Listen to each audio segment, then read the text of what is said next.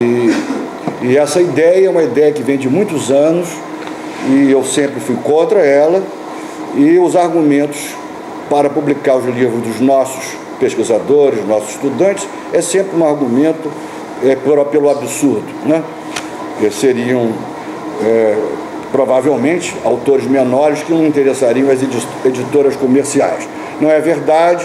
Nós estamos falando de um livro que tem a sua 4ª edição, publicada pela EDUF, depois de ter sido esgotada a sua 3ª edição em 1985. Então se passaram muitos anos para que nós tivéssemos essa 4ª edição. O Felipe se referiu, o professor Felipe, nós tivemos em 1980 2 impressões do relatório, exatamente como é o livro. Mas a primeira impressão, entretanto, nós não pudemos encaminhar para a FINEP, porque um dos pesquisadores, um dos jovens associados ao projeto, ao invés de escrever sobre os usos, né, da fotografia, na pesquisa urbana, ele simplesmente pegou o livro do John Collier, que tinha acabado de sair, xerocou as páginas do John Collier, que falava sobre fotografia, e colou no relatório. Isso era inaceitável, não era possível. Então, fizemos uma segunda impressão, quer dizer, a primeira reimpressão do relatório. E essa segunda impressão, ou seja, a reimpressão, já com modificações, foi então encaminhada para a FINEP com a apresentação, que não estava assinada, de Carlos Nelson Ferreira dos Santos, nosso colega, amigo e professor da UF, eu também professor, como o Felipe chamou a atenção, e o Arno, logo em seguida, nesse ano, já era professor, aqui da área de arquitetura e urbanismo da antiga Escola de Engenharia, para a FINEP. Depois de algum tempo, por que saiu o livro? Porque havia um conhecimento do relatório por parte de muitas prefeituras. Olha, o negócio do IBAN era esse, vender os seus projetos de plano urbano, né, para as prefeituras das municipalidades. Então havia uma rede do IBAN em que as pessoas tomavam conhecimento do tipo de pesquisa que estava sendo realizado. Então os prefeitos começaram a pedir o relatório. Então um dos que está documentado é o prefeito de Recife, que pede à FINEP o relatório. A FINEP então escreve dizendo que o relatório não é dela, que o relatório é do IBAN, né, em que então ele deveria se dirigir ao IBAN. O IBAN então responde, Carlos Nelson e o presidente, o superintendente do IBAN, né, dizendo que eles não iam ter dinheiro para ficar reproduzindo o relatório, para mandar para tudo quanto é prefeitura. Então propõe um recurso adicional para fazer então um livro, que já estava previsto inicialmente no projeto, encaminhado para a FINEP, mas essa demanda dava consistência à existência desse produto, juntamente com um filme, que deveria de acompanhar passo a passo a pesquisa de campo. Também já estava previsto no projeto. Então, o IBAN fez então a primeira publicação do relatório, ele mesmo, nesse formato, que é o formato que deveria ter o livro. A mesma capa, né, que é um mapa de animação feito por Molica. Essa publicação é do IBAN. Ela é exatamente a mesma coisa. E essa é de 81. Em 85, então, é feita a 3ª edição, que é essa da editora Projeto. A mesma capa, as mesmas ilustrações, as mesmas fotografias, só que ela tem um formato um pouco menor, mais acanhado, né? E isso foi a primeira coisa que nós conversamos na editora, e o Aníbal resolveu então cuidar dessa edição, porque ele achava que devia ter uma apresentação melhor. Então a referência à EDUF, a referência ao diretor da EDUF, essas são muito importantes, porque essa editora, desde o início, embora ela tivesse inicialmente um caráter muito provinciano, excessivamente provinciano, né? Provinciano não no sentido de ser da província, né? Mas o provinciano no sentido de bovarista, né? De bovaria, quer dizer, excessivamente achando que literal é o centro do mundo, né? Como Madame Bovary acha, né? O bovarismo é isso, né? Esse provinciano que acha que está no centro do mundo. Nós nunca achamos que fosse o caso, mas essa editora tinha esse caráter provinciano. Pouco a pouco ela foi se alterando e foi assumindo um feitio mais profissional do ponto de vista do mercado editorial, não sem dificuldades, como vocês podem imaginar, uma editora universitária que não tem os recursos que uma Unesp tem, que uma Unicinos tem, que uma USP passou a ter num determinado momento, mas foi uma editora que, pelo menos no nosso caso, meu e de Arno, publicou 3 de nossos livros, e todos premiados, e todos estão em 10 edições, quer dizer, não foi assim, publicar um livrinho que não interessava ao mercado, então a universidade deu um jeitinho de publicar um livro. Então essa é a primeira edição do livro da Galinha d'Angola, Iniciação e Identidade na Cultura Afro-Brasileira, que a primeira edição foi da EDUF, e em seguida ele tem uma carreira própria na editora que fez a parte gráfica, que foi a editora Palas. Publicou também, acabou de publicar, estou sentado sobre ele, porque não tinha lugar para botar, a segunda edição de outro livro meu e do Arno, né? Gente das Areias, é isso? Além de ter publicado o livro de Arno Vogel sobre a visita do Papa, né?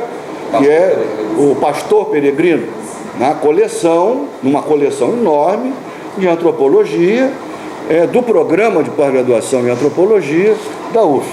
Então, além de ter publicado, obviamente, 2 livros do professor Jerônimo e outros livros de outros colegas, que eu também não sei de cabeça, que também seria demais.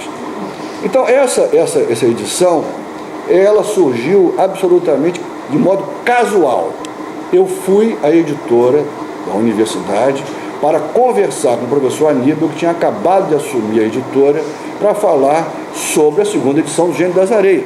Já se passavam mais de 10 anos e a editora não fazia a segunda edição. Eu já estava, aqui, e eu não queria mais nem saber dessa edição. Mas ele me chamou, ele viu que tinha um livro, esse livro tinha sido premiado pela Ampox, então ele resolveu chamar os autores para conversar. Na conversa, eu muito mal-humorado, diga-se de passagem, falando com ele sobre isso, as peripécias dessa nova edição, ele me falou que estava certo que ia sair. E me perguntou sobre a possibilidade, o que eu achava de uma nova edição de A Cidade como Jogo de Cartas, do Carlos Nelson Ferreira dos Santos, um livro que foi objeto da tese dele de concurso titular para essa escola, né? Antigamente era para a área de arquitetura. Eu disse que, claro, que valia muito a pena, era um livro muito importante, sobretudo, estava esgotado há muitos anos também, e era um livro relacionado aos estudos de projeto e tal, que seria muito importante. O professor Aníbal continuou a falar de uma iniciativa da Escola de Arquitetura, de 2 professoras, ou de mais de 2 professoras, mas me falou da Maria de Lourdes, falou da professora Maria Laís, do professor Jerônimo, de fazer 2 volumes, mas até então não havia acordo se iria ser volume 1, volume 2, ou seriam livros diferentes, que eram os ensaios, escritos, artigos de Carlos Nelson Ferreira dos Santos, distribuídos por diferentes revistas que já deixaram de existir, enfim, conferências. E eu disse que, claro, que inclusive seria fundamental, porque esses artigos eram verdadeiros textos de combate do Carlos Nelson, que era uma pessoa que não temia o conflito, como eu já falei em outras ocasiões, publicamente, e adorava uma disputa, uma querela, porque gostava de porfiar, como diz os gaúchos, porfiar por porfiar e porfiar para manter, né, como os gregos diziam, os gregos se distinguiam em termos do seu caráter, em termos do combate singular, que os gregos chamavam de aristeia. Através da aristeia, você podia deixar de modo inequívoco, inscrito nesse combate singular, a sua arete, a sua virtude, a sua excelência, aquilo que os distinguia, e, portanto, reafirmar o seu caráter de aristói, ou seja, de melhor. O Carlos Nelson se eximia com grande charme e elegância em todas as ocasiões em que ele pôde fazê-lo, não só porque dominava o desenho urbano, a escrita, e tinha a capacidade de também seduzir os auditórios. Ele, que era de São Gonçalo, nascido em São Gonçalo, não pensa que ele nasceu em Ipanema, de frente para o mar, aquele negócio, não, ele nasceu em São Gonçalo, ou como o pessoal diz em Sentes, né? Depois veio para Niterói, estudou no Santo Inácio e foi fazer a Federal do Rio de Janeiro, na época da antiga Universidade do Brasil ainda, que muda de nome quando ele está lá. Enfim, eu aí me lembrei de Brizola, sabe? Um engenheiro, muita propósito, engenheiro, né? Vocês se afastaram dos engenheiros, mas o engenheiro Brizola, porque Brizola dizia o seguinte: olha, eu estou vendo um cavalo passar na minha frente, encilhado e tal, eu vou montar. E eu fui passei uma primeira e disse assim: mas Aníbal, há um livro também que está esgotadíssimo há muitos anos, muito importante. Isso é. E esse livro teve 3 edições esgotadíssimas, a última foi em 85, e está ligado também a Carlos Nelson, por vários motivos e tal. Qual é o livro? Eu falei, quando a rua virar casa, ele foi para o computador, para procurar, e começou a ver o preço do livro no mercado negro, não é isso? E ele é um diretor, foi dono de livraria, né? Foi dono de editora, né? A editora, aliás, dele, que era na entrada da UF ali, né? Dentro do campus da UF, lá na reitoria. O primeiro livro que ela foi editar foi o Estado da Revolução, obviamente que foi fechada a livraria, fechada a editora, acabou tudo. Com o prefácio de José Nilo Tavares. Já faleceu também, que era um professor de ciência política. Mas, enfim, então, eu comecei a conversar com o Aníbal, e Aníbal perguntou onde é que estava o livro. Eu falei: esse livro, ele tem um valor próprio como objeto. O texto, eu tenho texto no meu computador, o texto circula na internet. Os estudantes e jovens militantes do Catumbi se encarregaram de digitar o livro todo e botaram na internet, né? Os meninos do movimento jovem do Catumbi. O problema não é esse. O problema, como chamou a atenção os meus colegas, o professor Vinícius e o professor Felipe Berocan Veiga, o professor Soraya, estava na maneira pela qual este livro reunia materiais distintos, e como é que ele tratava esses materiais na pesquisa urbana. Aí surgiu um problema. O IBAN não tem a matriz do livro. Eu também não tinha. A Arno também não tinha. Carlos Nelson também certamente não teria. Porque que ele teria uma matriz de um livro, não é isso? Naquela época não tinha computador, a não ser aqueles computadores de uma sala inteira, né? Era tudo datilografado, no máximo numa máquina IBM. Depois era feito tudo por um processo muito diferente.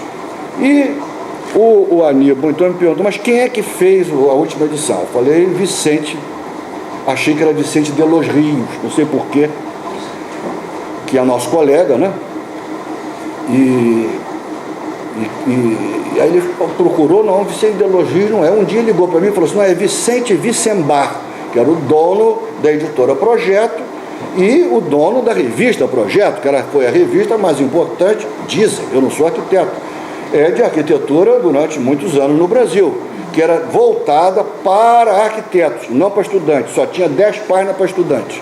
O resto tudo era destinado para os arquitetos, era uma coisa para profissional. O Aníbal localizou o Vicente Vicembar e um dia eu estava no meu clube de vela, naturalmente, e depois de tantos anos eu tinha que fazer alguma coisa, né? De um barco à vela, qualquer coisa, condignamente. Vocês disseram, né, que o livro é maravilhoso, tinha que ter alguma coisa. Então eu estava no clube e o Aníbal ligou dizendo que o Vicente Vicembar estava vindo para o Rio de Janeiro, que ia passar o fim de semana na casa de Sérgio Magalhães, nosso colega, professor da FAO, e que ele tinha proposto então que antes dele ir para a casa de Sérgio Magalhães, ele passasse na EDOF, que ele ia buscá-lo na saída da barca. e gostaria que eu estivesse lá. Eu fui sair, como eu estava, né? Não deu tempo de eu me trocar, fui ao encontro, cheguei sandália no dedo, fiquei esperando os dois na Eduf. Chegou o Vicente, começamos a conversar, e logo na segunda rodada de conversa, eu disse, mas vem cá, você cometeu um erro, e esse erro se rotinizou. Você confundiu uma ficha catalográfica de um relatório de encaminhamento para a FINEP com a ficha catalográfica de um livro que você nunca fez a ficha catalográfica.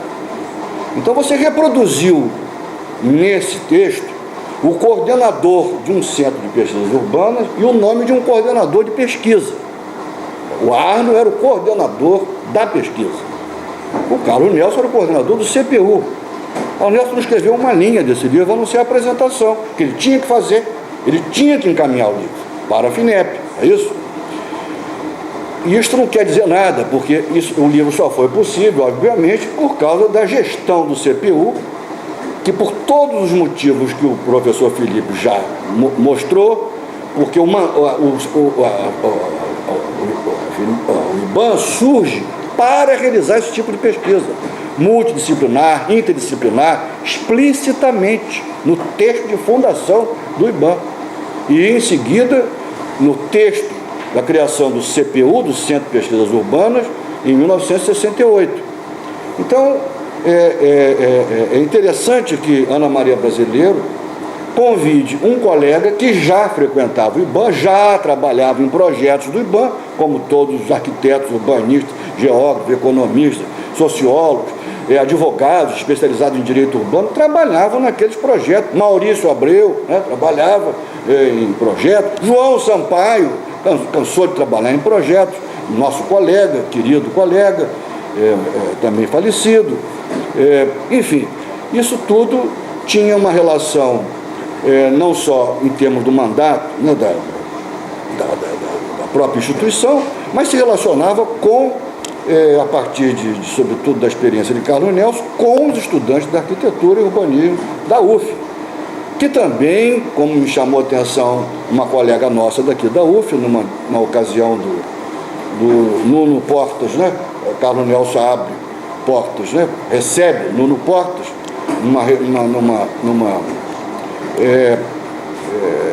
e isto também não começou com o Carlos Nelson. Eu disse para ela na ocasião, olha, eu não sou, vocês é que tem que fazer a história de vocês, não sou eu, né?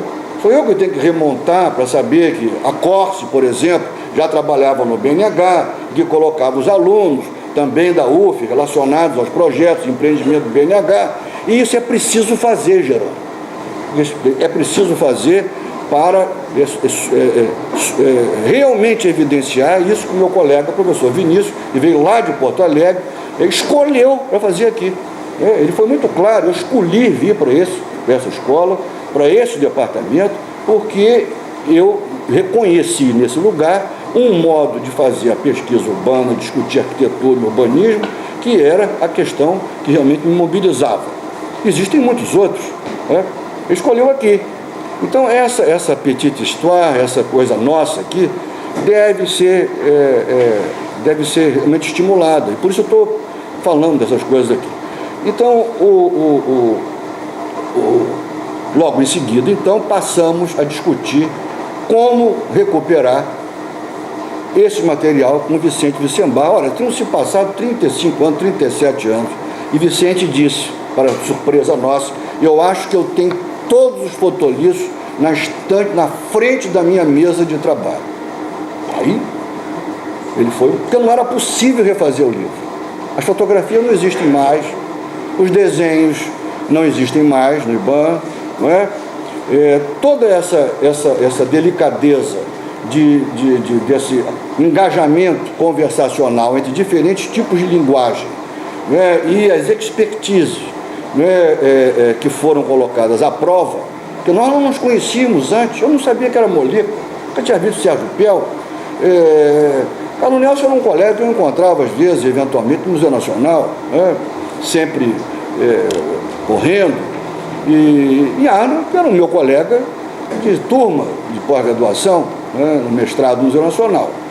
Então, nós realmente passamos a a dialogar em torno de um problema. Esse problema era um problema inusitado, que era a apropriação dos espaços públicos num centro de bairro para fins de lazer. E o Catumbi já tinha sido escolhido previamente. O projeto era muito mais ambicioso, envolvia Alcântara, envolvia várias coisas. Aquele negócio de pesquisa que, na realidade, é um sobrevoo, não é propriamente a pesquisa de caráter etnográfico. Demandava mais tempo, demandava uma observação mais dirigida para determinados recortes do mundo social, num determinado contexto, e não simplesmente fazer uma avaliação dos espaços públicos para fins de lazer na região metropolitana do Rio de Janeiro. E isso ia fazer mais um relatório, e parece que não era essa, não tinha sido essa a intenção dos formuladores do projeto. Por quê? Porque Carlos Nelson, quando convida Arno para refazer o projeto, ele diz para Arno: tem arquiteto demais aí, isso não vai dar certo. Isso não vai dar certo. Isso aí não vai dar certo. Bom, o que ele talvez quisesse dizer com isso? Havia naquela época, e como continua a haver, e todas as vezes que eu vejo arquiteto falando de antropologia, eu fico com medo, porque a tentação culturalista é a primeira que aparece. Então, ou é o culturalismo, aliás, o culturalismo sobre qualquer espécie, sobre qualquer figuração. Uma delas é Ifutuan, na geografia humana, vai ser um sucesso. Aquilo, para mim, como antropólogo, não quer dizer nada. Só quero dizer isso para vocês. Não estou ofendendo ninguém, aquilo pode ser muito... Minha filha é geógrafa, adora Ifutuan, fico quieto. Agora, para mim, que não tem novidade nenhuma, isso eu quero dizer. Por que eu estou dizendo isso? Porque parece que a antropologia se descobriu urbana um dia sentado no IBAM. Não foi assim. Cada um de nós eu trazia a sua formação, e eu quero dizer que eu estudei antropologia na UF. Eu não aprendi nada, eu digo isso, eu não aprendi nada no Museu Nacional e nada na USP. Nada. Eu só li mais os autores que eu já sabia, que eu já tinha lido, que eu já tinha ouvido falar na UF. Eu fui aluno de Wagner Neves Rocha, que nunca escreveu um artigo, nunca defendeu até doutorado. Fui aluno do professor Luiz de Castro Faria, que nunca tinha escrito um livro, até então, que escrevia artigos publicados em anais do Museu Nacional, ou seja, que ninguém ia ler. Como dizia ele, estavam inumados nas publicações oficiais. Por isso que ele vai falar, nos 3 livros que saíram depois pelo EDUF, foram escritos exumados. Exumados é que eles foram retirados de dentro de publicações oficiais, que ninguém lê. Desenterrados lá estavam enterrados lá para dentro. Então, nós líamos na graduação de antropologia esses autores. Rodney Needham, Durkheim, Marcel Mauss, até a náusea, entendeu? Victor Turner.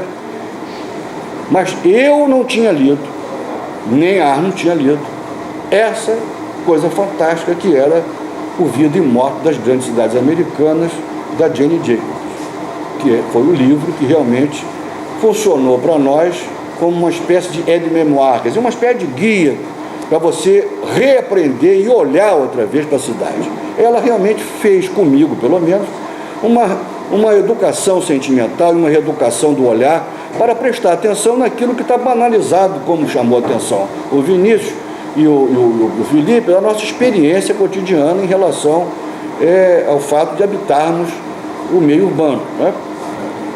Passei a prestar mais do que nunca atenção o que é uma soleira, o que é uma gelosia, o que é uma janela, e comecei a ver que uma parte desse vocabulário me faltava. Não é que eu não soubesse só português direito, mas é um vocabulário que é um vocabulário fundamental se eu quero fazer uma etnografia.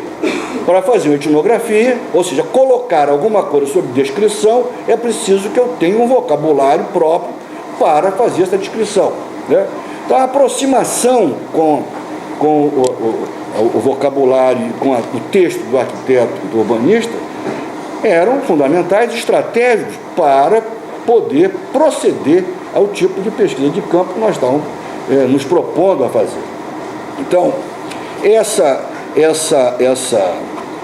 vocês, lendo Quando a Rua Vira Casa, vocês veem que não tem nenhuma novidade em termos de antropologia urbana e sociologia urbana. Aquilo era o conhecimento que estava estabelecido na época. Né? Não tem nenhuma descoberta de um autor novo. A descoberta é de Jane Jacobs. Que Jane Jacobs? Essa da tradução em língua portuguesa? Não. A autora em língua inglesa e esta tradução magnífica, a melhor tradução, do meu ponto de vista, em língua estrangeira, do Morte e Vida das Grandes Cidades Americanas, que é de 1967, da Ediciones Península. Saiu uma nova edição em língua espanhola, que não é a mesma tradução. E eu sempre vou para... É esse livro aqui, ó. Capa é assim. É difícil de encontrar, está esgotado, acabou de editora. É uma belíssima tradução. E por quê? Por exemplo, quando ela fala da personalidade pública, vocacional, isso a tradução espanhola que diz, porque a tradução brasileira diz como é que é? Self-appointed character, nós traduzimos por autodenominado personalidade pública. Ninguém pode se autodenominar uma personalidade pública. E Jane Jacobs não era tão burro assim, nem tão ignorante, que não soubesse usar a língua inglesa, ou para um leitor na língua inglesa, que não fosse crítico e compreender que ninguém pode se autoatribuir ser uma personalidade pública. Ou então, essa ideia da personalidade pública, como está colocado no texto espanhol, é uma personalidade pública vocacional, como se ela fosse chamada